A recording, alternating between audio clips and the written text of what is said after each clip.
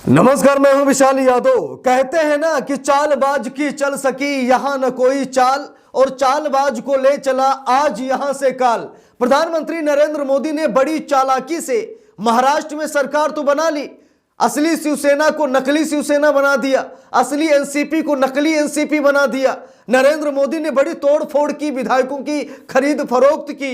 एकनाथ शिंदे से वादा किया कि महाराष्ट्र में जब भी गठबंधन की सरकार बनेगी तो मुख्यमंत्री आप होंगे, लेकिन एकनाथ शिंदे के साथ भी धोखा किया गया और देवेंद्र फडणवीस को मुख्यमंत्री बना दिया गया। दोस्तों, हम लोगों को मालूम है कि महाराष्ट्र में बीएमसी चुनाव होने वाले हैं, लेकिन इसी बीएमसी चुनाव में हम सभी लोग आज साफ तौर पर देख सकते हैं कि मोदी सरकार गिरने जा रही है, बीजेपी की सरकार महाराष्ट्र में गिरने जा रही है। ऐसा इसलिए क्योंकि एकनाथ शिंदे और उनके 57 विधायक बागी हो गए, यहां तक कि अजित पवार भी बागी हो गए।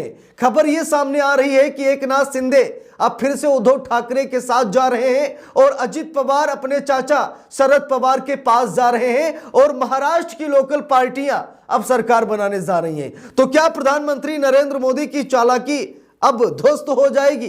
बड़ी चालाकी से प्रधानमंत्री नरेंद्र मोदी ने महाराष्ट्र में सरकार बनाई। हम सभी लोगों को मालूम है कैसे विधायकों को महाराष्ट्र से लापता किया गया। उद्धव ठाकरे की बनी बनाई सरकार को मोदी सरकार ने गिरा दिया, पूरी पार्टी को तोड़ दिया, और आज उसी का खामियाजा प्रधानमंत्री नरेंद्र मोदी को भुगतना पड़ रहा है। लोग ऐसा कह रहे हैं कि महाराष्ट्र में प्रधानमंत्री नरेंद्र मोदी के पाप का घड़ा भर गया है, और अब इसी बीएमसी चुनाव में यह पाप का घड़ा फूटने वाला है और मोदी सरकार गिरने वाली है। दोस्तों, बात यह है कि अजित पवार को बीएमसी चुनाव से आउट कर दिया गया है। जरा गौर से सुनिएगा, बहुत बड़ी खबर है। एकनाथ शिंदे बागी हो गए, कंफर्म है।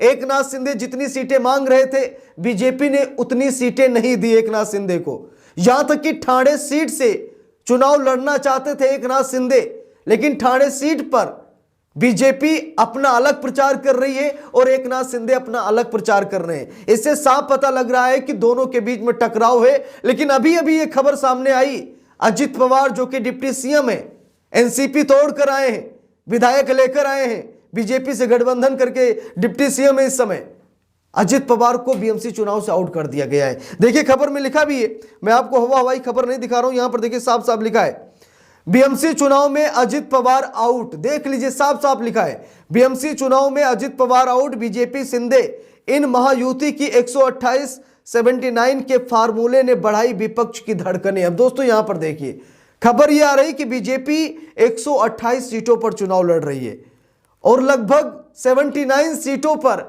एकनाथ शिंदे चुनाव लड़ रहे हैं। बाकी कुछ ही सीटें बची हैं और लीडर ढूंढे जा रहे हैं। ऐसा कहा जा रहा है कि अजित पवार को दे दिया जाए 2-4 सीटें। अजित पवार 2-4 सीटों पर लड़ेंगे नहीं, हम लोगों को मालूम है। इसीलिए अजित पवार को आउट कर दिया गया है बीएमसी चुनाव से, कि अजित पवार को रास्ते से हटा दिया जाए। देखिए, यहां पर लिखा है, मुंबई बीएमसी चुनाव में महायुति गठबंधन ने सीट बंटवारे पर सहमति बना ली है। भाजपा 128 सीटों पर चुनाव लड़ेगी, जबकि शिवसेना शिंदे गुट 79 सीटों पर, कुल 207 सीटों पर समझौता हो गया है। बाकी 20 सीटों पर मुख्यमंत्री देवेंद्र फडणवीस और उप मुख्यमंत्री एकनाथ शिंदे वरिष्ठ नेताओं से चर्चा कर फैसला लेंगे। राहुल सेवाले और अमित साटम ने इसकी पुष्टि भी की है। तो बात ये दोस्तों कि ये तो कहा जा रहा है, मीडिया में खबरें चल रही हैं कि समझौता हो गया है, लेकिन बात यह है कि बड़ा बवाल चल रहा है। खबर ये भी देखिए, जागरण की रिपोर्ट है, लिखा है, ठाणे नगर निगम चुनाव, बीजेपी और शिवसेना में बिगड़ी बात, अलग अलग शुरू किया प्रचार। देख लीजिए, खबर यह भी आ रही है कि शिवसेना अपना अलग प्रचार कर रही है, बीजेपी अपना अलग प्रचार कर रही है, यानी कि दोनों में मतभेद हैं। एकनाथ शिंदे को बलि का बकरा बनाया गया, हम लोगों को मालूम है। मोदी जी की एक राजनीति समझना चाहेंगे, मोदी जी उंगली पकड़कर एंट्री करते हैं आपके घर में और कान पकड़कर आपको ही बाहर निकाल देते हैं। एकनाथ शिंदे से कहा कि आप शिवसेना को तोड़ दीजिए, लाइए 40-50 विधायक लेकर आप आ जाइए, हम आपको मुख्यमंत्री बना देंगे। एकनाथ शिंदे ने वैसा ही किया, विधायक लेकर आए। अजित पवार भी अपने चाचा के पार्टी को तोड़े और आ गए बीजेपी में, ठीक है। उसके बाद क्या हुआ, एकनाथ शिंदे को मुख्यमंत्री बना दिया और यह वादा किया मोदी जी ने कि कभी भी भविष्य में अगर गठबंधन की सरकार महाराष्ट्र में बनेगी तो मुख्यमंत्री आप ही होंगे। इस बार बीजेपी की ज्यादा सीटें क्या आ गई कि बीजेपी ने अपना सीएम चुन लिया, देवेंद्र फडणवीस को मुख्यमंत्री बना दिया और एकनाथ शिंदे का पूरी तरीके से पत्ता काट दिया। बीजेपी 132 सीटें जीत कर आई, शिवसेना एकनाथ शिंदे वाली 57 सीटें जीत कर आई और एनसीपी अजित पवार की 41 सीट जीत कर आई। इसीलिए बीजेपी सबसे ज्यादा सीटें लाई तो बीजेपी ने देवेंद्र फडणवीस को मुख्यमंत्री बनाया।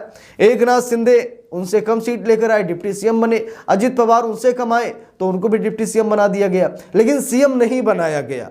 एकनाथ शिंदे के साथ ये धोखा हुआ, इसीलिए अब एकनाथ शिंदे बागी हैं, नाराज हैं। एकनाथ शिंदे अब अलग प्रचार कर रहे हैं अपना, बीजेपी अपना अलग प्रचार कर रही है। देखिए लिखा भी है खबर में साफ साफ, ठाणे में भाजपा और शिंदे शिवसेना अलग अलग चुनाव प्रचार में जुटे। सहयोगी दलों के बीच बढ़ती तकरार से महाराष्ट्र में चढ़ा सियासी पारा।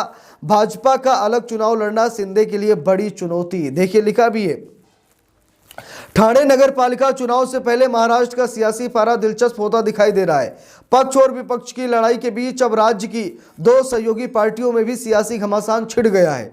सीएम फडणवीस के नेतृत्व वाली बीजेपी और डिप्टी सीएम शिंदे के नेतृत्व वाली शिवसेना आमने सामने खड़ी है। दोनों पार्टियों ने अलग अलग चुनाव प्रचार करना शुरू कर दिया है।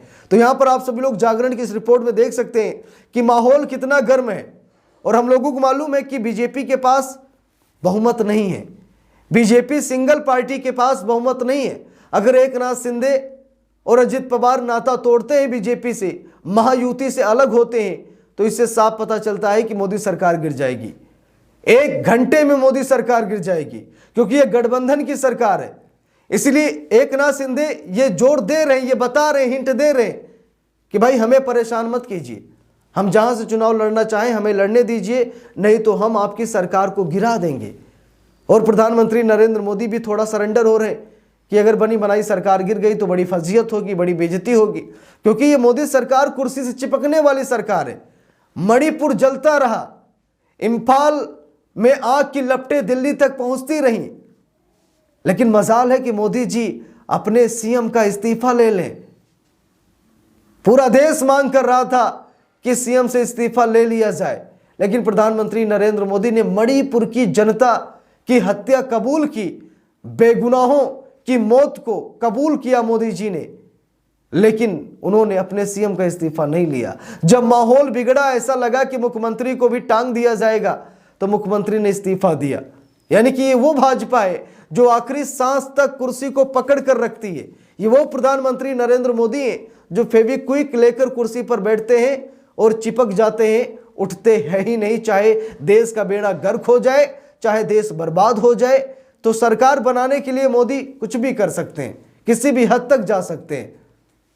ठीक है, हम सभी लोग अच्छी तरीके से जानते हैं। लेकिन महाराष्ट्र का ये बीएमसी चुनाव तय करेगा कि महाराष्ट्र में भाजपा गठबंधन की सरकार रहेगी या फिर टूट जाएगी। बाकी आप लोगों की क्या राय है कमेंट करके जरूर बताइएगा। वीडियो को लाइक शेयर, अगर चैनल पर नए हैं सब्सक्राइब करके सपोर्ट कीजिएगा। मिलते हैं दूसरी वीडियो में, तब तक के लिए बहुत बहुत धन्यवाद।